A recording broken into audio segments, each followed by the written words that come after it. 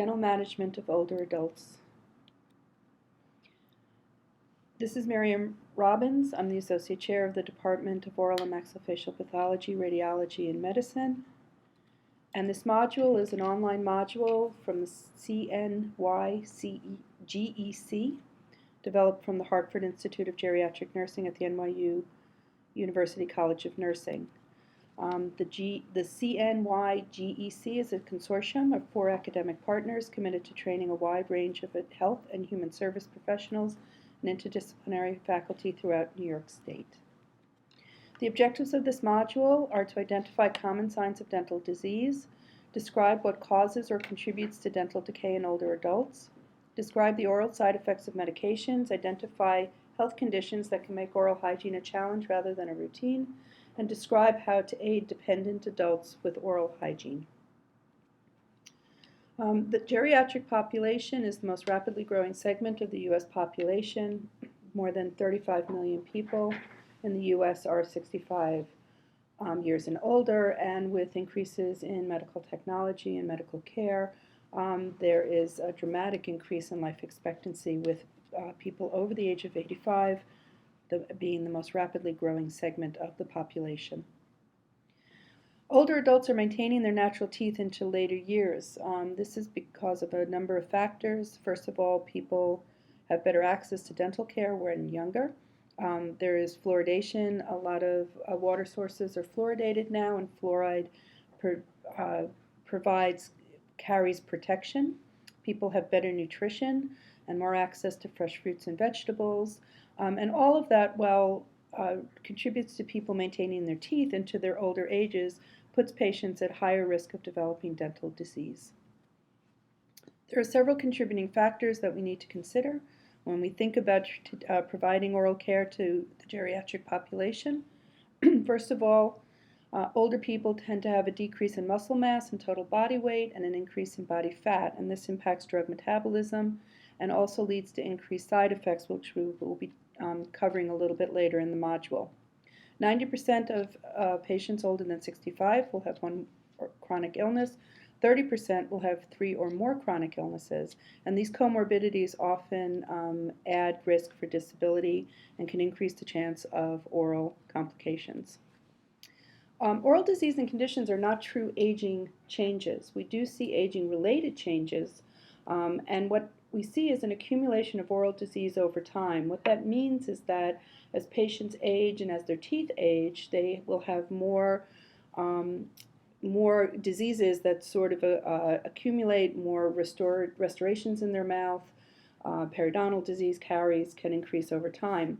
Polypharmacy, patients that are on multiple medications, psychogenic and neurologic conditions, as well as some other medical conditions such as diabetes, can significantly contribute to the deterioration of the oral cavity.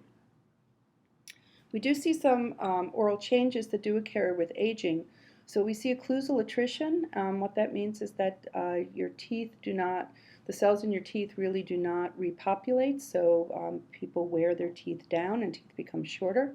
You see acellular dentin. Dentin is one of the layers in the tooth, and it loses its ability to repair itself. And when you're younger, your dentin does have some reparative abilities. Pulpal recession, so the nerve of the tooth recedes, and what that means is that older adults are likely to have decreased pain reaction, so they may not seek care because they may not actually develop a toothache until the cavity is advanced or there is an actual infection.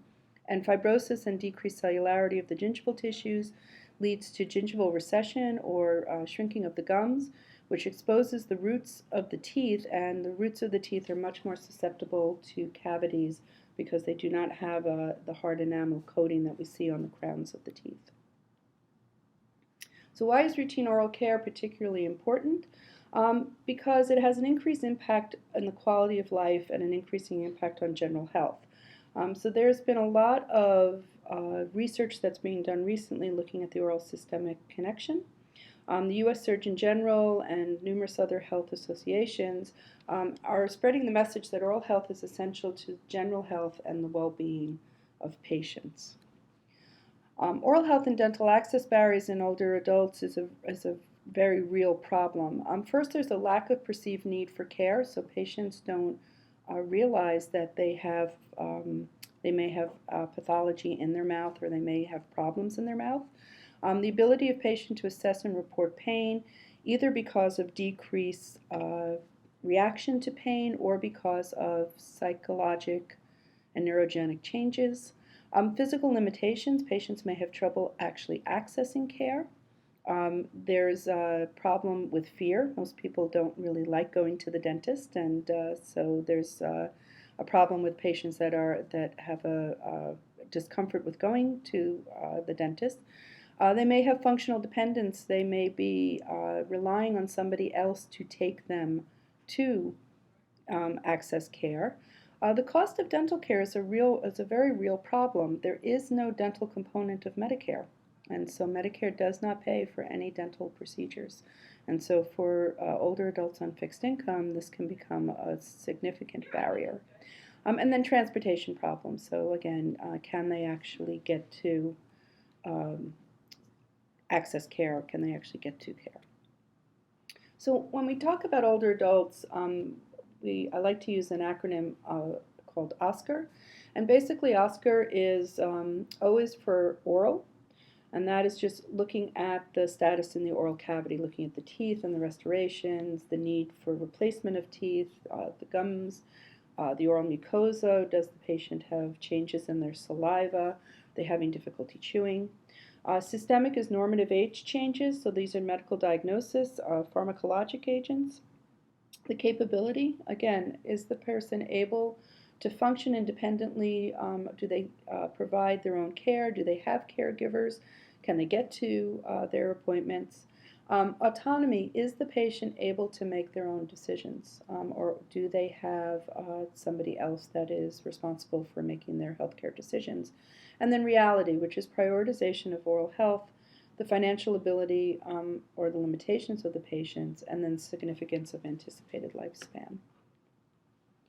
So teeth are just for looks. This obviously is a false statement because problems in the mouth can affect patients' overall health and well-being. Most oral problems experienced by older adults are usually preventable, and while plaque-related oral diseases may not be in and of themselves life-threatening, they can have a significant negative effect on medical conditions and on the patient's general health. Poor oral health can be related to poor nutrition. So patients that are missing teeth, don't have replacement teeth, or have dentures that don't fit properly, may have difficulty eating and chewing. They may be apt to eat more processed or softer foods, less fresh vegetables and fresh produce. They may be uncomfortable eating in public. Loss of teeth can lead to low self-esteem. It can cause diminished socialization, so that when patients are missing teeth or are not able to eat comfortably in public, they may choose not to go out and socialize as much.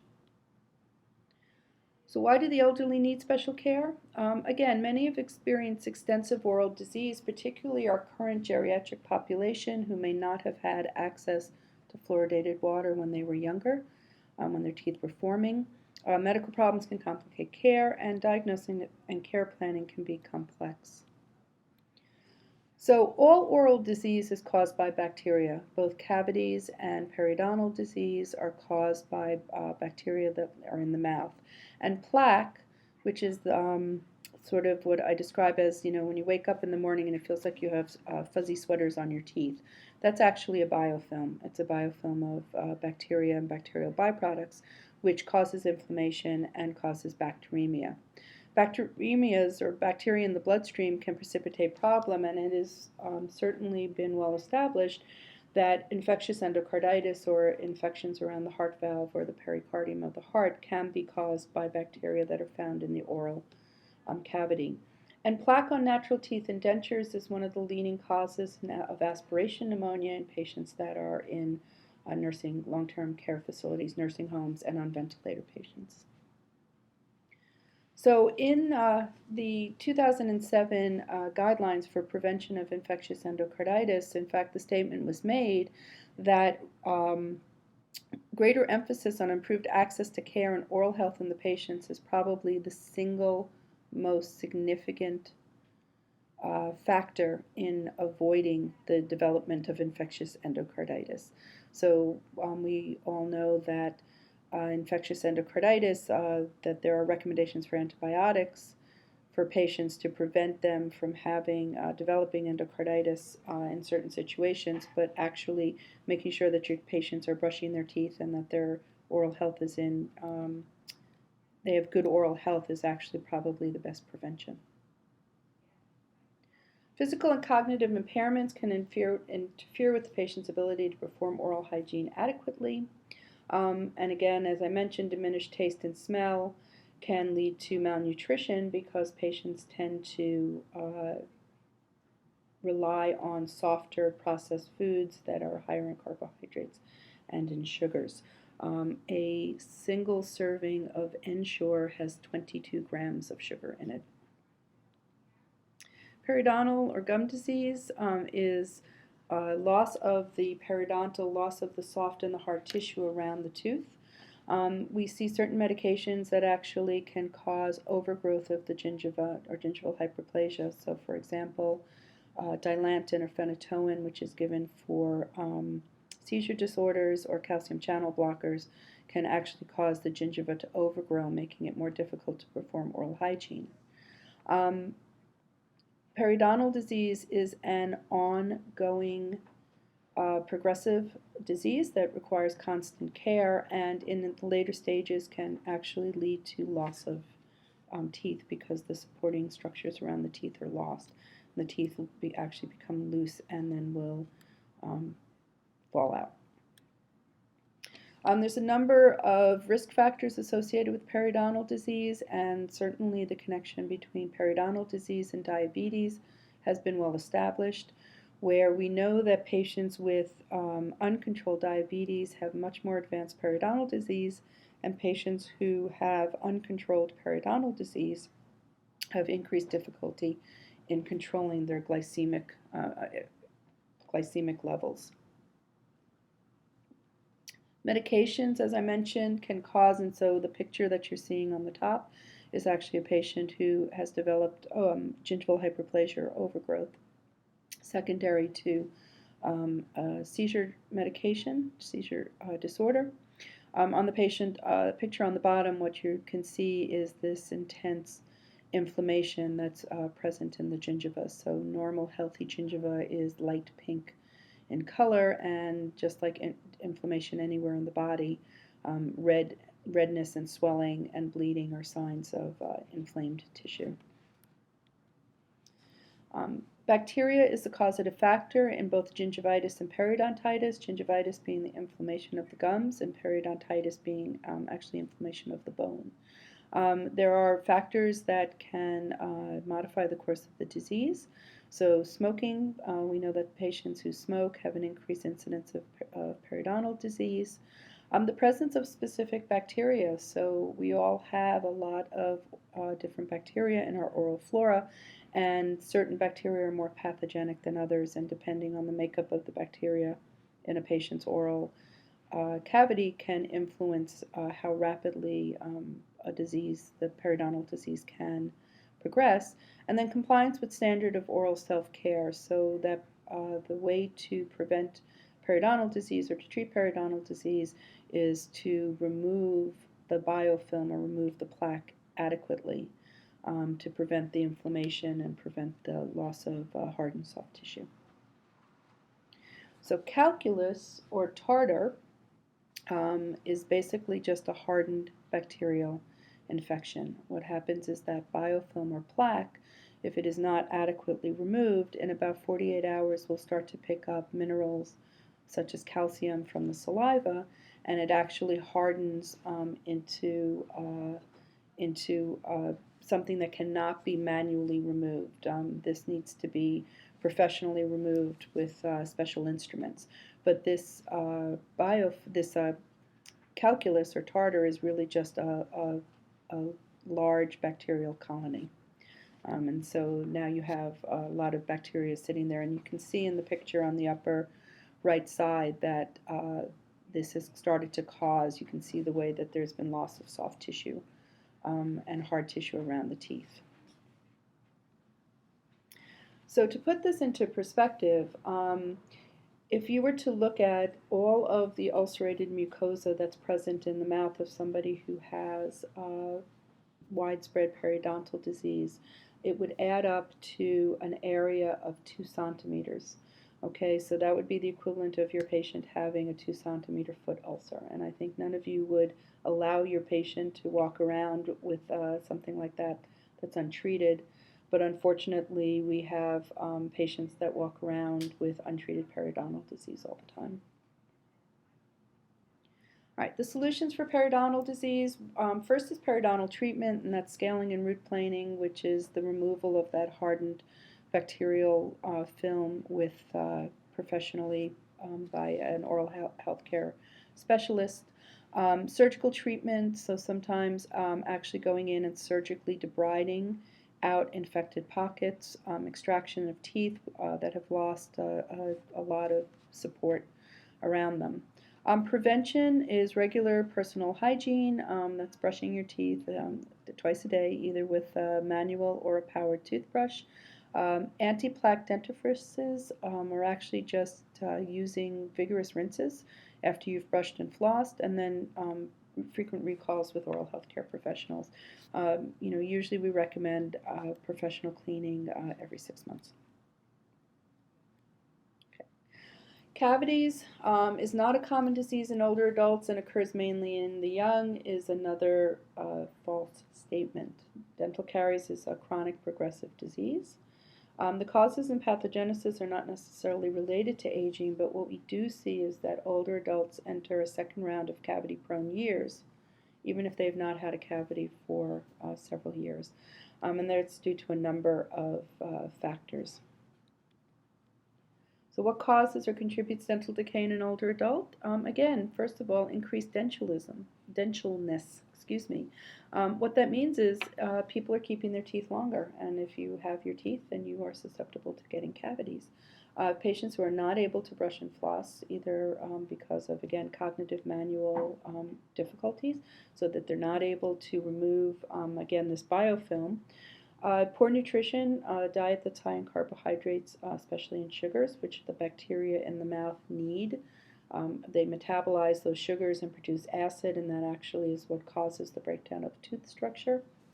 Dry mouth, which we'll talk about a little bit later, but xerostomia, or dry mouth, significantly increases the development of cavities, particularly on the root surfaces of the teeth. And older adults tend to have more root exposure because of the recession of the gum tissue or the gingival tissue. Previous history of cavities, so all restorations have a finite lifespan and eventually will need to be replaced. And in patients that have very heavily restored teeth or have a lot of fillings and crowns in their mouth, those are areas, the margins or the interface between the material and the tooth is an area that's prone to break down and develop cavities again. And then not visiting the dentist, so again, not routinely going for routine checkups so that problems can be caught when they're small and easily fixed. The solution is to treat areas of caries, and that is done with a variety of different materials.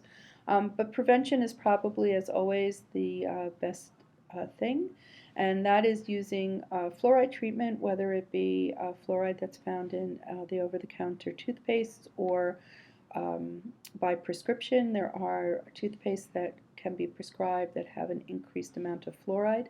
Remineralizing pastes, such as MI paste, which can actually go in and sort of patch up these small holes that begin to form in the surface of the teeth because of the acids from the bacteria. Daily oral hygiene, and again, frequent recall, again, having regular checkups to catch problems when they're small and easily fixed. Right, so fluoride for caries, what you're looking at in this picture, the areas of black that you see right at the gum line are examples of what we would call root caries. So again, your crowns of your teeth are covered with a very hard material called enamel, which is a little more resistant to getting cavities, but the root surfaces do not have any enamel. They're covered with a material called cementum, which is much softer and much more prone to get caries. And what we tend to see in older adults is development of cavities right at that interface between the root of the tooth and the crown of the tooth. And so what you're seeing here, these dark spots all along the gingiva, the gum line, are root cavities. Topical fluorides, so again, there are fluorides that are available over the counter commercially, so things like Fluorogard or Act, which are over-the-counter fluoride rinses. There are prescription fluoride rinses, again, that have a slightly higher level of fluoride. Topical fluorides, and this can come in the form of prescription toothpastes, so Prevident 5000 Plus. I'm not pushing Colgate. They just happen to make a very popular prescription fluoride toothpaste. So Prevident 5000 Plus, which comes in a toothpaste and a gel form, and then fluoride varnish, which can be applied at every recall visit to areas that are more susceptible to developing cavities. MI paste, again, is a calcium phosphate paste that actually is brushed on the teeth or placed on the teeth, and what it does is it provides a very, very high concentration of calcium to remineralize or to try to reverse very incipient or cavities that are just beginning to start, so to remineralize the surface of the teeth. This is also a prescription item. So age alone does not lead to a critical loss of periodontal support or a critical loss of teeth. With regular dental care and healthy habits, there's no reason that people can keep their teeth for the rest of their life. And actually what we have seen is a significant decrease in edentulosum because of some of the factors that I've already mentioned. The strongest determinant is socioeconomic status, so patients that have the financial wherewithal and access to routine dental care are more likely to maintain their teeth into their older years.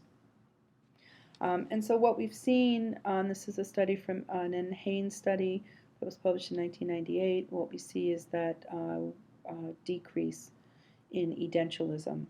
So again, people are living longer. People are keeping their teeth into their older years. The primary causes of tooth loss, again, dental caries and periodontal disease.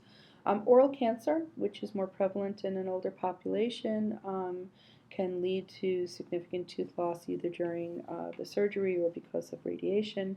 But patient neglect, so inability to provide daily care.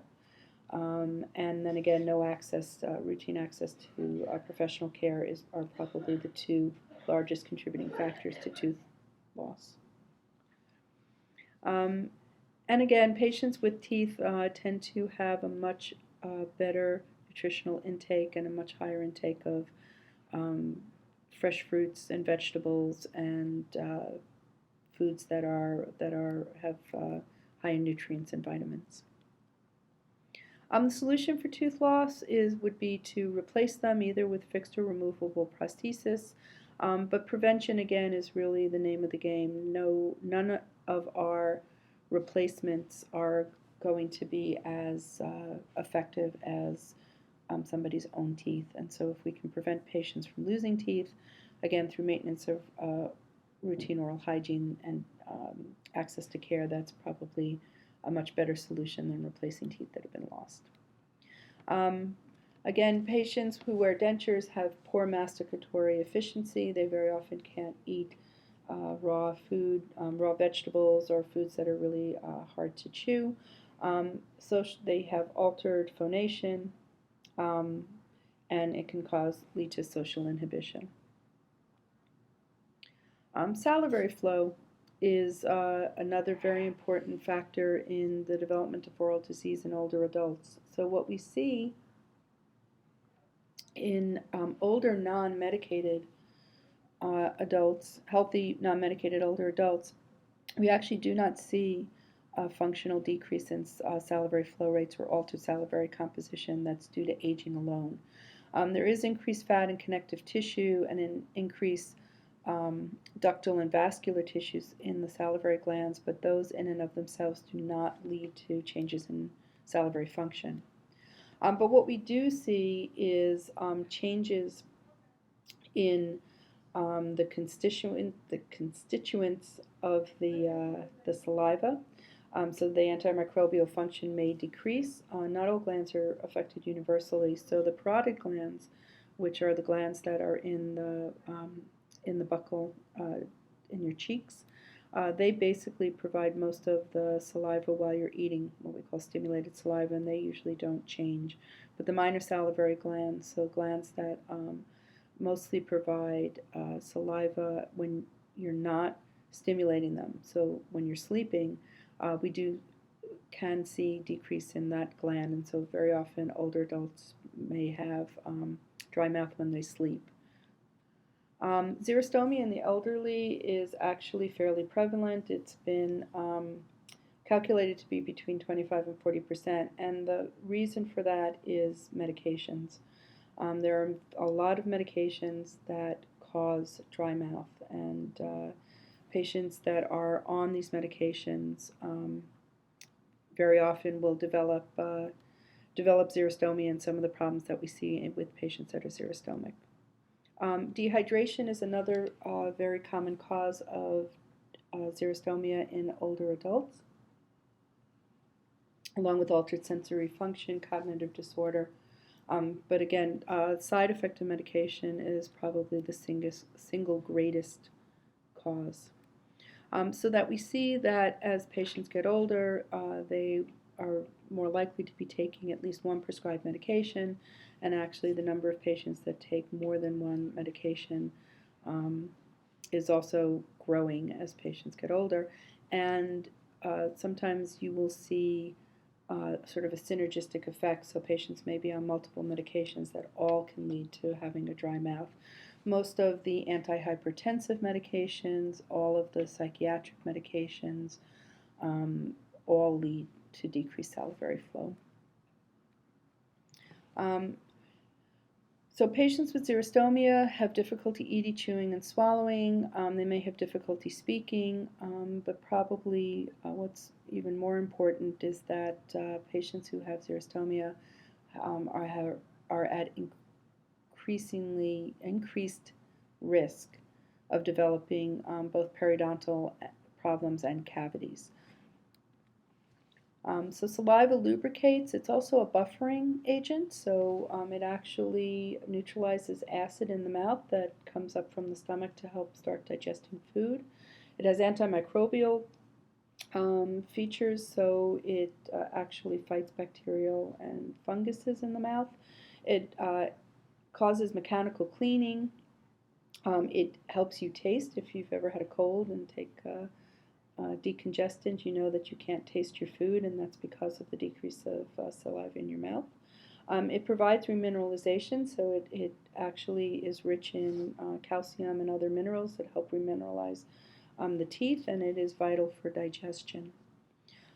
It provides protection for the hard and the soft tissue, so that in patients that are very, very xerostomic, what we see is that the mucosa of the mouth becomes very fragile and very easily damaged or very easily traumatized just by chewing or by eating, and so that you can get breakdown in the mucosa in patients who are very, very dry. It leads to the development of caries because of the loss of buffering, cleansing, and antimicrobial actions. Again, you see soft tissue irritation because of loss of lubrication.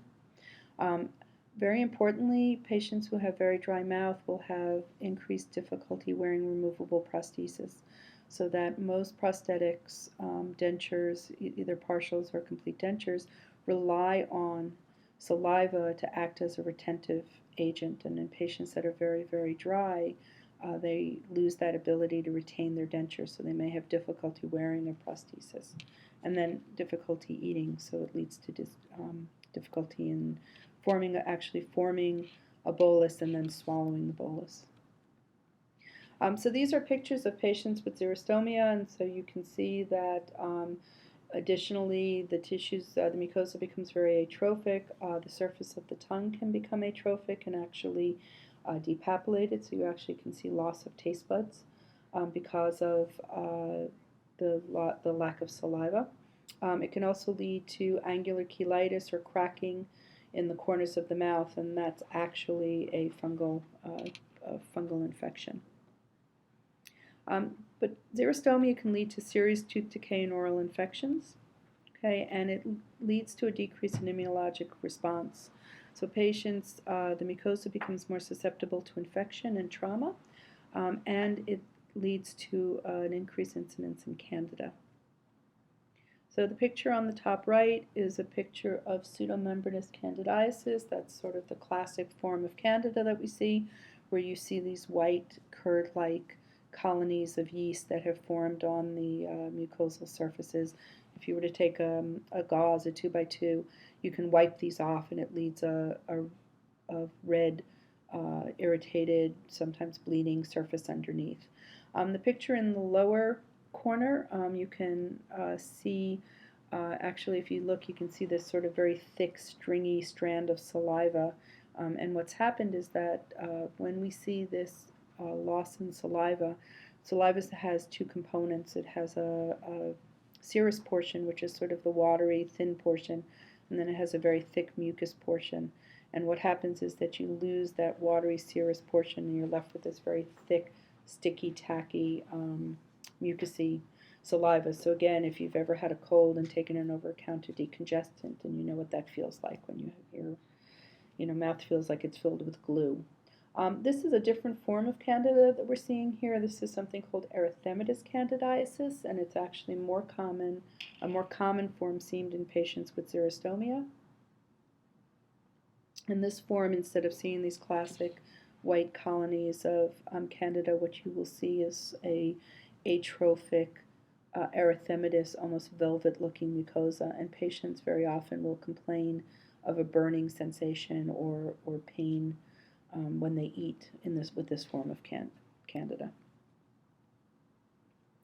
Okay, again, just some sort of pictures of what you're seeing. These are all pseudomembranous candidiasis, and you can see this back usually on the soft palate and back in the oral pharynx is the most common place that we see this, though you can see it on the buccal mucosa and on the tongue as well. Denture stomatitis. So if you look at the picture on the upper right, you can see this very intense erythematous horseshoe-shaped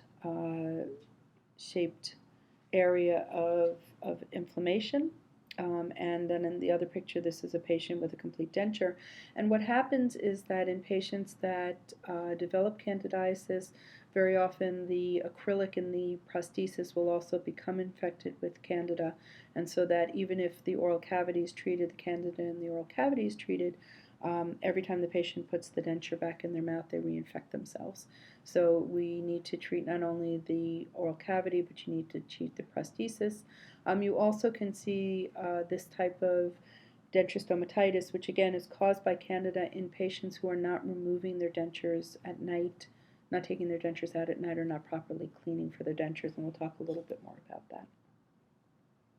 Okay, angular cheilitis, again, or cracking, fissuring in the corners of the mouth, is actually also a candidal infection and can be treated with antifungal medications. Okay, things that worsen dry mouth, lemon glycerin swabs, which seem to be very popular in a lot of nursing homes and hospitals, actually dry the mouth out further. Alcohol-containing mouth rinses, so things like Scope, Listerine, which both have 12% alcohol. Alcohol is a desiccating agent and actually dries the mouth out. Toothpaste with sodium lauryl sulfate, which is an agent that's put into toothpaste to make it foam very nicely, or toothpaste with strong flavoring agents, so things that are very strongly flavored with mint can actually also increase xerostomia, and caffeine and tobacco. So intake of caffeine and smoking both also can make dry mouth worse. Things that patients can do, or things that you can suggest for your patients to ease dry mouth. There are a lot of dry mouth products and toothpastes that are available on the market. Some examples are Biotene, and I think there's a picture coming up with that. So Biotene makes an entire line of dry mouth products. They make a toothpaste without sodium laurelate. Tom's of Maine makes a good toothpaste without sodium laurelate. Sensodyne makes a toothpaste without sodium laurelate. There are moistening gels. Patients need to be encouraged to stay well hydrated. So again, dehydration tends to be a common problem in older adults. They just don't drink enough. The more hydrated a person is, the more saliva they'll have.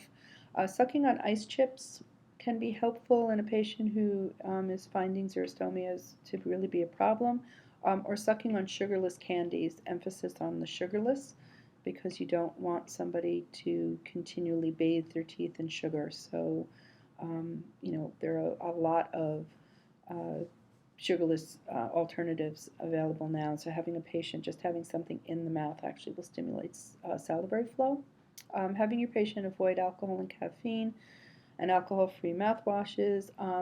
Encourage them to stop smoking, or if they live with somebody who does smoke, to filter smoke from the rooms. Lanolin or Surgilube for lips. So Vaseline or wax-containing products are actually they're sealing agents or occluding agents. What they do is they seal in existing moisture, but in a patient who's very, very dry, Vaseline is not going to help the dryness. So they need to use something either with lanolin or cocoa butter.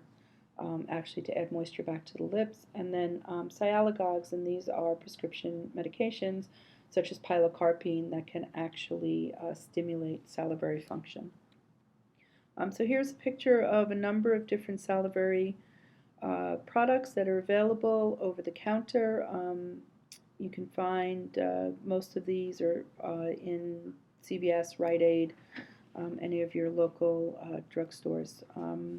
The one that I find seems to have the most patient acceptance is Biotene makes a gel called Oral Balance.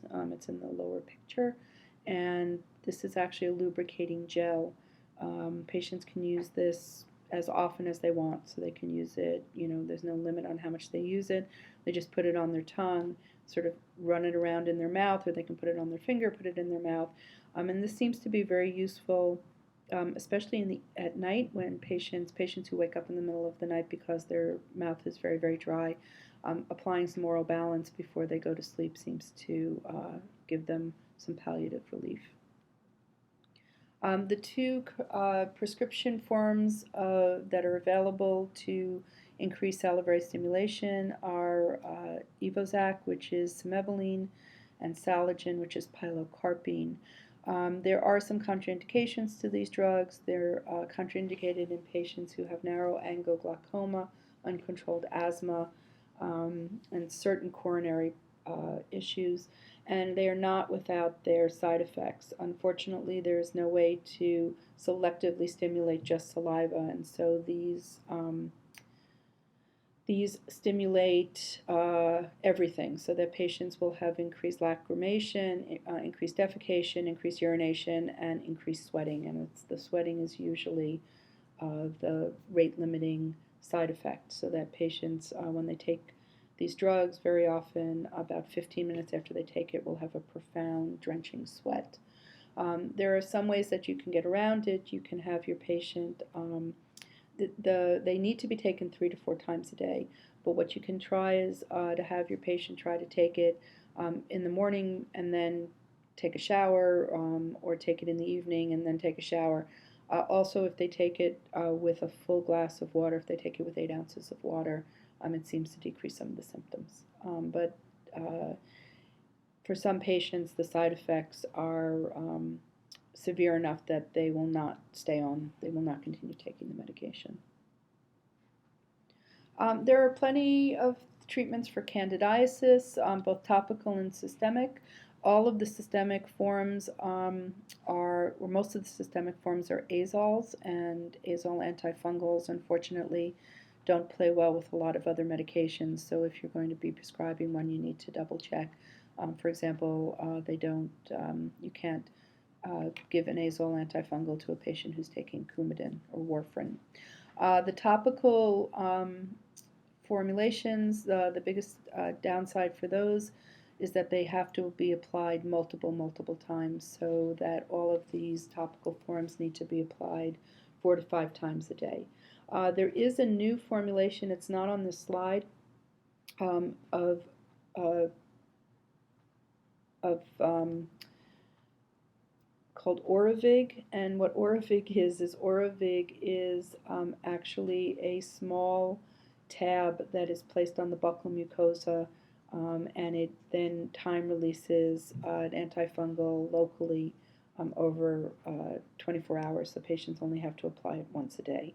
It's relatively new on the market, but it seems to help with some of the compliance issues we see in getting patients to use medication 5 times a day. Again, in patients that wear prosthesis or have dentures, it's not enough just to treat the oral cavity, you need to treat the denture as well. So dentures should always be removed overnight. All patients, it should be recommended to all patients, and if they are not in the patient's mouth, they should be kept in a liquid. It can just be kept in plain tap water. It doesn't have to be anything special.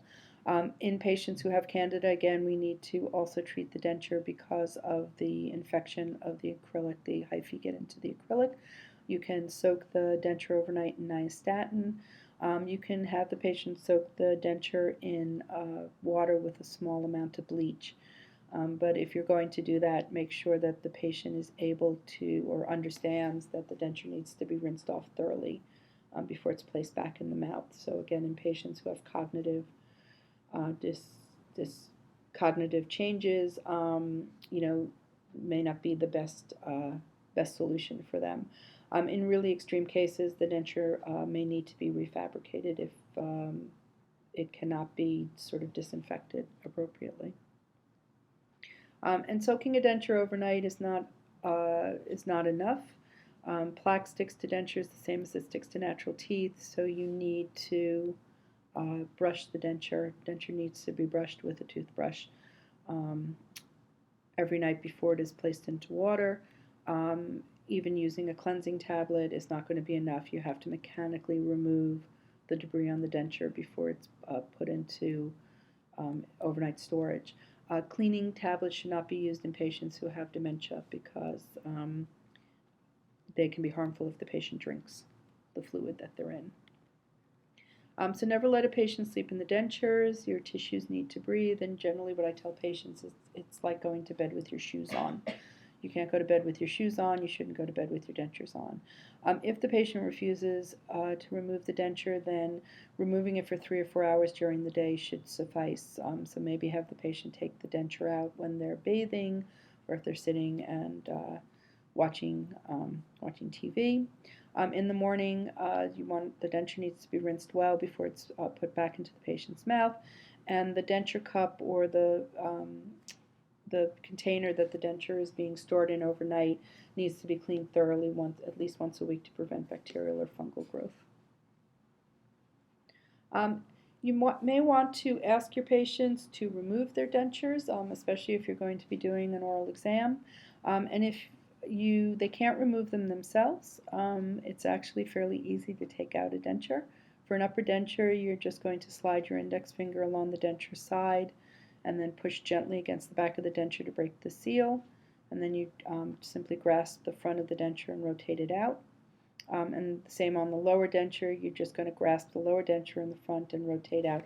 Lower dentures tend not to have the same retention that an upper denture has. So in an upper denture, you sometimes need to go to the back to break the seal.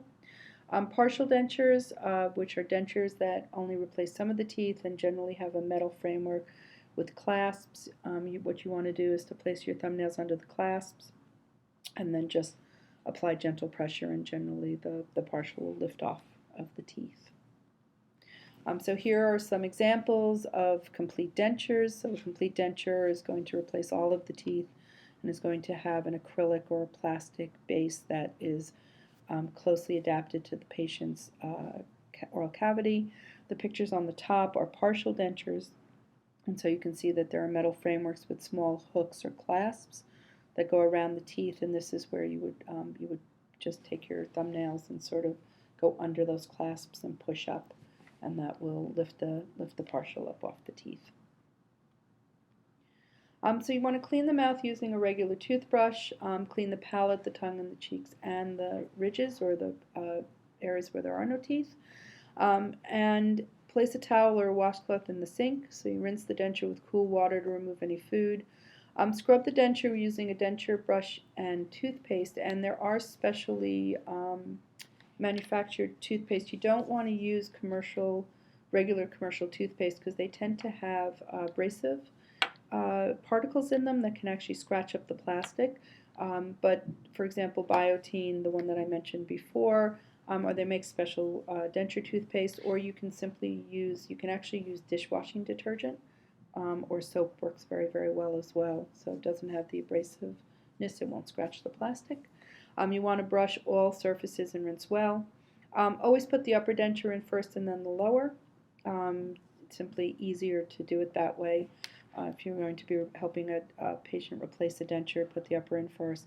And again, dentures should always be in water if they're not in the mouth. All right. So oral care. I'm going to talk a little bit about if you're providing oral care for your patients.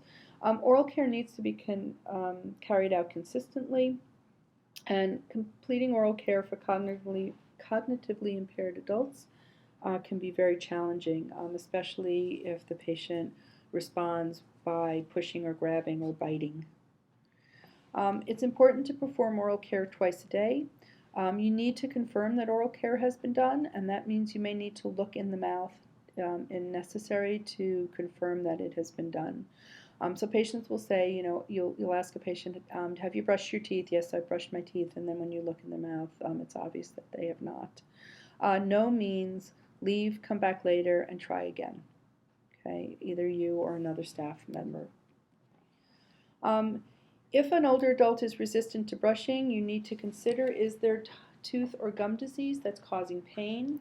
Are there physical limitations that are making it harder for the patient to brush? So is that why the patient is resisting, because they're having difficulty with manual dexterity? There are a lot of adaptive oral care products that can help make the routine easier and ensure that daily oral hygiene is performed. If oral adult is not able to communicate, the caregiver should look carefully in the mouth, and if you're going to look in the mouth, you should be wearing gloves. For visible signs of oral problems, so you want to look for obvious swellings in the mouth or abscesses. If the patient's not eating or appears to have difficulty chewing, or not putting the dentures in their mouth, or refusing to have their dentures put in their mouth, you want to look to see if there's something that's causing them pain. You can look to see if teeth are loose or if you see a lot of inflammation or swelling around the teeth. Verbal complaints or visual expressions of pain, visible tooth decay. So again, you should, inflammation and disease is inflammation and disease, and I think that you should be able to, you can look in the mouth and visibly see, obvious gross tooth decay. Bleeding gums, persistent, bad teeth, bad breath, stained or filmy or dull-looking teeth can be signs of tooth decay. Okay, so the question is, have you seen this? And I would say that if you haven't, then you're not looking in your patient's. You're not looking in your patient's mouth, or you're looking in your patient's mouth and looking in the oral pharynx, and you're not looking at the teeth. As I said, you don't need to be an oral health care professional to recognize that all of these pictures are showing pathology, and they're all showing various degrees of disease. All right, so can an older adult do his or her own daily mouth care? Well, can a patient hold the toothbrush, and are they able to squeeze a tube with toothpaste? So patients who have manual dexterity issues may not be able to squeeze a tube of toothpaste. Can they floss? If an older adult can perform these tasks easily twice a day, then you simply want to encourage this daily routine and assist them when needed. But often older adults with loss of strength, mobility, or dexterity are going to need a little bit of help performing their oral hygiene. So conditions such as arthritis or stroke, multiple sclerosis, Parkinson's can make it very, very difficult for patients to perform adequate oral hygiene on themselves. They may have difficulty keeping their mouth open, particularly if they've had a stroke. or if they have musculoskeletal or neuromuscular problems. So brush teeth at least twice daily. Use a toothbrush with a small head and soft bristles. So you should always use a soft toothbrush and run the toothbrush under some warm water to actually further soften the nylon bristles. You replace a toothbrush approximately every 3 months is a good rule of thumb, or when the bristles start to flare or fan out. So, when you look at your own toothbrush, you should see if the bristles have started to fan out, it's time for a new one. You want to use a fluoride toothpaste with the ADA seal of approval, and use dental floss or an interdental cleaner every day. So when you brush your teeth, you're only able to brush 3 of the 5 surfaces of a tooth, the outside, the inside, and the biting surface. The only way to adequately remove food and debris in between the teeth is to use something, either a floss or something like a proxy brush or a StimuDent, something that can actually go into the interproximal to clean those areas out. Battery-powered operators, battery-powered toothbrushes can be very useful in patients with limited manual dexterity. They don't need to be the fancy, there are some very fancy versions. The $10 battery-operated ones that are in the drugstore actually work fairly well. They tend to have a much larger handle, so it's easier for a patient to grasp. You may need to modify the switches. You need to make sure that the patient is able to turn the toothbrush on and off. There are a lot of ways to modify other toothbrushes, so things like bicycle grips. The grips that are put on bicycle handles can be used, and the toothbrush can be placed into a bicycle grip. There are straps, and again, if you can talk to some of your occupational therapy colleagues about these, or some of your oral health care professionals that you know. So having a strap for the patient, making a custom toothbrush holder, and this is something we can do very easily. We use a putty material that's actually used to take molds of the teeth, and what we do is we mix it up, put the toothbrush in it, have the patient hold it in a position that's comfortable for them, and then that gives them a custom toothbrush holder. So patients that are not able to close their hand down or don't have the manual dexterity to hold a toothbrush, this can help them. Using a toothpaste pump dispenser instead of a tube in patients that are too frail or don't have the hand strength to squeeze a tube of toothpaste can be helpful also. And again, fluoride rinses or putting a patient on a very strict preventive regimen with some of these other fluoride supplements that I discussed can be useful. If you are going to be assisting an older adult with oral hygiene, you want to explain and show each step to the older adult. Keep to a daily routine, so the same place, same time, particularly in patients with cognitive impairment. This can be very important. Be patient and caring, give positive feedback, be soothing and don't rush. For a resistant patient, respect and ensure privacy. If the patient is able, let him or her help with the oral hygiene. Distracting the patient sometimes can be very helpful, especially, again, in cognitively impaired patients. So giving the patient something to hold. It can be a stuffed animal. What works very well a lot of times is giving them a terry cloth washcloth. So if you're brushing their teeth in the bathroom, a good place to brush their teeth is to have them sit on the toilet and brush it in the bathroom. And if you give them a washcloth to hold, sometimes that will suffice. You can sing to the patient. There are all sorts of methods that you can do to try to relax a patient enough so that you can get in and provide their oral hygiene. So again, position the patient carefully. You want to have your oral care products close by. You be in a room with good lighting and a mirror, and again, the bathroom or a washroom is probably the best place to do it. If you are providing care for the patient, you may want to wear gloves, a face mask, and a protective eyewear. So assist using hand-over-hand technique. Put the toothbrush in the patient's hand, and then you place your hand over the patient's hand. Again, using distractions such as singing or giving the patient something to hold in their hands. Use a bite block, and these are available. You can buy these at most medical supply houses. They make both reusable and disposable bite blocks, and this is simply something that's just placed on the biting surfaces of the teeth so that the patient does not bite down and bite you. Um, be careful not to put your fingers between the biting surfaces of the teeth. So you should try to be careful to keep your fingers between the lips and the cheeks and the gums. If you put your fingers on the biting surfaces of the teeth, then you are running the risk of being bit. Tooth-ets are a no-no. I know that, again, they're very popular in a lot of nursing homes and long-term care facilities. They are very good for spreading medications. They're good for applying antifungal medications. If your patient's using a salivary gel like Oral Balance, they're very, very good for that, but they are very, very bad for cleaning the teeth. They just do not adequately remove the plaque and debris off the teeth, and so they should not be used routinely in a patient with teeth, a patient who's dentate. You need to use a toothbrush. You cannot provide adequate oral hygiene using a tooth-et. Congratulations on completing this module. For additional modules, you can visit the website